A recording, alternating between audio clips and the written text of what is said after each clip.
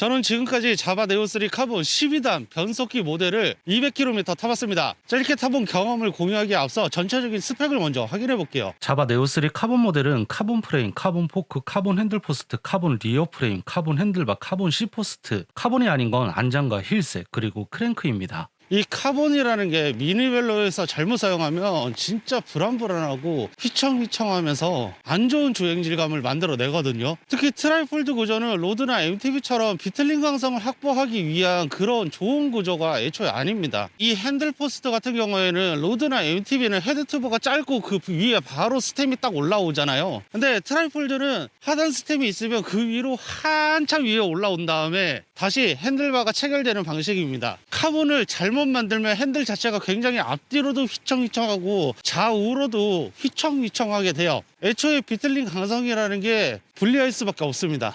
그렇지만 자바 네오3 카본 프레임 같은 경우에는 주행을 하는 동안에 핸들이 휘청휘청하는 불안함이 없고요. 강하게 페달링을 밟아도 비비가 비틀린다라는 느낌이 굉장히 적게 들어요. 그리고 알루미늄 자바 네오3 프레임 때도 말했듯이 프레임의 일체감이 진짜 좋은 편입니다. 이렇게 천천히 달릴 때는 카본 특유의 탄성이 있으니까 당연히 승차감도 좋고 라이딩 질감도 부드럽겠죠. 그런데 힘을 내서 밟으면 비틀링 강성이 높다 보니까 우리가 흔히 타왔던 크로몰리 이런 제품들보다 훨씬 안정적으로 주행이 가능해요. 페달링 할 때 비비가 흔들린다는 느낌이 그렇게 잘 느껴지지 않아요. 안정적인 주행이 가능하도록 하는 어떤 특징이 있을까 살펴봤는데, 프레임의 경첩 부위는 알루미늄과 카본을 혼용해서 보강해 두었고, 핸들포스트 하단 스템도 2볼트로 고정력과 강성을 좋도록 알루미늄으로 만들어졌습니다. 독특하게도 그 위 핸들포스트는 전체가 카본으로 만들어져 있는데, 핸들바를 장착하는 상단 스템 체결 부위도 카본입니다. 스템 캡과 하단 볼트의 안정적인 토크 체결력을 위해 알루미늄 플레이트가 하나 삽입되어 있는데, 이 부분도 꽤 눈에 띄는 부분이었습니다. 크랭크 체인링은 50T, 할로우텍이며 독특하게도 165mm 암 길이를 장착했고, 구동계는 휠탑 무선 12단입니다. 충전은 전용 케이블을 드레일러 뒷면 고무마개를 벗겨 체결하면 됩니다. 스프라켓은 11에 40T입니다. 지금까지 알고 있던 트라이폴드는 어땠나요? 트라이폴드 구조에 최적화하기 위해서 P라인 형태의 트레일러,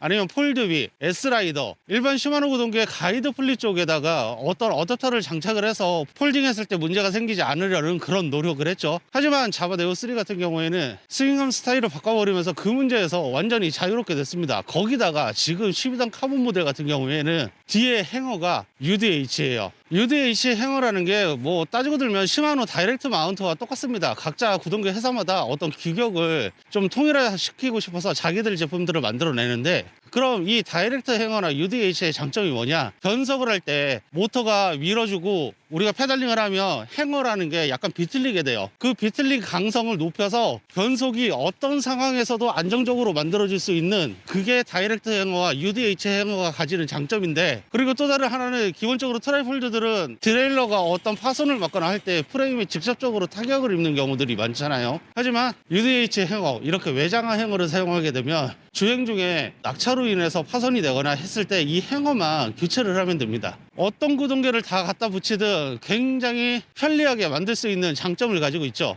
네오3 카본 12단 모델에 장착되어 있는 거는 휠탑의 무선 전동 구동계인데요. 버튼 한 번만 누르면 변속이 그냥 깔끔하게 되는 그런 감각을 느낄 수 있고, 고단으로 가든 저단으로 가든 버튼을 그저 길게 누르고 있으면 자동으로 빠르게 변속이 이루어집니다. 편하게 누르고 있으면 변속은 아주 자연스럽게 이루어지죠. 그리고 트라이폴드 타보시는 분들은 아시겠지만 케이블이 되어 있는 건 젖고 피고 할 때마다 계속 하우징 장력이 틀어지고 변속기 트러블이 생기고, 이거에 관해서 꽤나 오랜 시간 동안 조정을 거쳐야 되는 경우가 있어요. 하지만 무선 변속기가 되면 어떻게 될까요? 그런 조정 자체가 필요 없겠죠. 행어가 휘어서 어떤 특정 문제가 발생하지 않는 이상은 변속 트러블은 애초에 없다, 이 정도 수준으로 보시면 되고, 세팅도 앱을 통해서 간편하게 가능하기 때문에 조금만 찾아보시면 누구나 쉽게 세팅도 직접 해보실 수 있어요. 진짜 편해요. 무게는 페달 포함 실측 8.3kg이며 스루엑스를 사용하고 있습니다. 페달이 좌측만 탈부착식인데 이탈 방지 처리가 있어 페달을 뺄 때는 홈에 맞춰서 누르고 주행할 때는 돌려놓으면 페달이 주행 중 이탈되는 현상을 방지할 수 있습니다. 기존 클립 방식보다 편리한 장점이 있습니다. 알루미늄 휠셋과 유압 디스크 브레이크 조합으로 로터는 앞뒤 모두 140mm이고 6V 타입입니다. 휠셋의 라쳇 소리는 정말 큽니다. 지금까지 경험한 트라이폴드 중 네오3 카본에 장착된 휠셋이 가장 컸습니다. 16인치의 풀 카본 프레임, 거기다가 무선 전동 구동계까지. 단순히 스펙만 보자면 지금까지 역대급 스펙을 가지고 있는 트라이폴드 자전거입니다. 우선 변속기 모델은 가성비가 가장 미쳤습니다. 169만 원이 적은 금액은 분명히 아닌데, 이 금액과 이 스펙을 딱 놓고 미니벨로 전체를 한번 살펴봐도 대응할 수 있는 브랜드가 없을 겁니다. 그러니 지금 가장 대한민국에서 핫하고 중국 내에서도 가장 핫한 자전거이겠죠. 무게 제한 같은 경우에는 한국의 몇몇 판매 페이지를 보면 어떤 데는 90kg, 어떤 데는 100kg이라고 되어 있는데, 저는 몸무게가 100kg이지만 이것을 타면서 놀라운 점이 있는데 바로 C퍼스트입니다. C퍼스트 상단은 클리어 마감 처리가 되어 있는데, C퍼스트 하단 C클램프가 물리는 표면 쪽을 보면 이렇게 오돌토돌하게 어떤 처리가 들어가 있습니다. 표면 텍스처 가공, 러프 처리, 이런 식으로도 불리는데, 한마디로 미끄럼을 방지하기 위한 어떤 표면의 처리가 들어가 있는 거죠. 그래서 카본 그리스를 바르는 것과 동일한 효과를 가지고 옵니다. 제가 각종 노면에 어느 정도 대응을 하면서 주행을 하기는 했지만, 아주 노면 충격이 큰 곳을 일부러 쾅 치고 내려가거나 하지 않는 이상은 C퍼스트 흘러내림을 거의 경험하지 못했어요. 초반에 클램프 조인 강도를 제대로 설정하지 못해서 조금 흘러내린 적이 있지만, 클램프 조인 강도를 어느 정도 수정하고 나서부터는 지금처럼 일상적인 주행을 할 때 C퍼스트 흘러내림을 경험하지 못했습니다. 그럼 이런 생각도 하실 수 있어요. 마찰 때문에 C퍼스트를 넣었다 내렸다 하기 불편하지 않나요? 그건 없습니다. 일반적인 C퍼스트처럼 넣고 빼고 그냥 하시면 돼요. 그렇지만 C퍼스트 길이가 550mm라는 점은 조금 아쉽습니다. 16인치의 경우 제 인심이 85cm 정도인데 길이가 부족해요.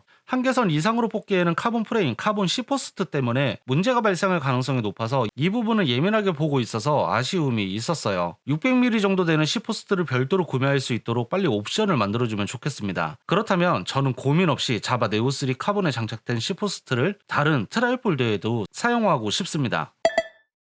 제가 자바 네오 중국 개발자와 위챗을 통해서 대화를 나누면서 다양한 정보를 알려드리곤 하는데, 개발자에게 물어봤을 때 실험을 두 가지로 진행했다고 해요. 첫 번째는 아무런 동작이 없는 정적 상태에서 무게 제한은 10kg이지만, 두 번째 물건을 매달고 주행하는 동적 상태에서는 무게 제한을 5kg으로 둔다는 거죠. 트라이폴드라는 게 처음 브롬톤이 만들 때는 이 자전거를 레이스 성향의 퍼포먼스로 만들지 않았어요. 그래서 그 성격을 그대로 가지고 가면서 점점 퍼포먼스를 강화한 T라인까지 발전을 하게 된 건데, 자바 네오3의 경우는 미니 스프린터를 트라이폴드로 만들어보자 해서 버전 3 프로젝트를 시작했다고 해요. 그래서 현대의 피팅 트렌드를 접목을 해서 라이더 무게중심을 앞으로 옮기고 핸들바를 낮춰서 더 공격적인 자세가 되도록 의도했다고 하는데요. 그렇기 때문에 우리가 흔히 알고 있는 트라이폴드를 기준으로 삼는다면 자바 네오3는 완전히 이해가 어려운 자전거가 되는 거예요. 후기를 보더라도 로드를 타듯이 타는 사람들은 그 어떤 트라이폴드보다 편하고 좋다고 하지만, 이 차이를 이해하지 못한다면 네오3는 그저 괴상하고 괴팍한 자전거가 될 뿐이라는 거죠.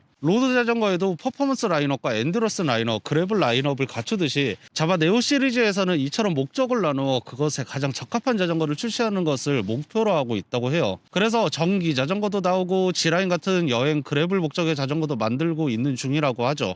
그런데 이게 진짜인지 궁금하신 분들이 있을 거잖아요. 그러면 2026년 3월 26일부터 28일까지 열리는 2026년 서울 국제 스포츠 레저 산업전 스포엑스가 개막하는데, 자바 코리아가 부스를 만들어서 전시 참여를 한다고 해요. 그때 자바 중국 대표도 방문해서 행사 일정 일부를 함께 할 거라고 하니까, 궁금한 분들은 현장에 방문해서 자바 중국 대표와 자바 코리아 대표님한테 각종 질문을 쏟아내시면 됩니다. 이 자전거를 타보면서 다행히도 카본 프레임이라 우려했던 그런 불안함은 전혀 느끼지 못했습니다. 카본 특유의 승차감과 탄성이 잘 느껴졌고, 어떤 부분에서는 크로몰리 프레임보다 훨씬 더 안정적으로 느껴질 때도 있었어요. 네오3 알루미늄일 때 말했던 것처럼 카본 프레임도 트라이폴드 특유의 느낌 없이 일체감이 굉장히 좋았습니다. 제가 이 자전거를 타고 몇 주 더 주행을 하게 될 텐데, 자바 코리아 대표님과 이야기를 나누면서 제 스스로 자체적으로 좀 테스트를 요청한 게 있어요. 바로 캐리어 블럭의 내구성 테스트와 유압 디스크 브레이크의 캘리퍼, 레버의 내구성, 그리고 내열 온도에 관련되어 있는 테스트였어요.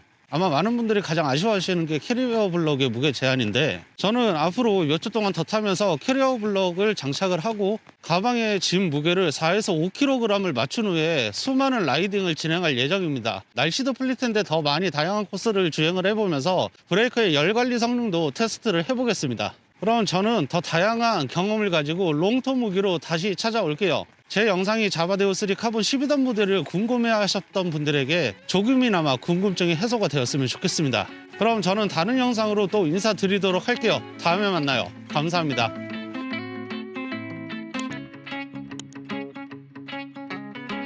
근데 이거 폴딩할 때 기어를 제일 고단을 놓고 폴딩하면 드레일러랑 바퀴랑 간섭이 있더라고요. 그래서 기어는 중간에다가 놓은 다음에 폴딩이 편할 것 같고, 끌게 되면 그 리어 프레임이 이렇게 변형이 슉 와 있거든요. 거기에 보면 보호 필름이 붙어 있는데 거기에 앞바퀴가 조금씩 닿아요. 그래서 이거는 후크 디자인을 조금 다르게 해서 살짝만 더 벌어질 수 있도록 만들어주면 좋을 것 같아요.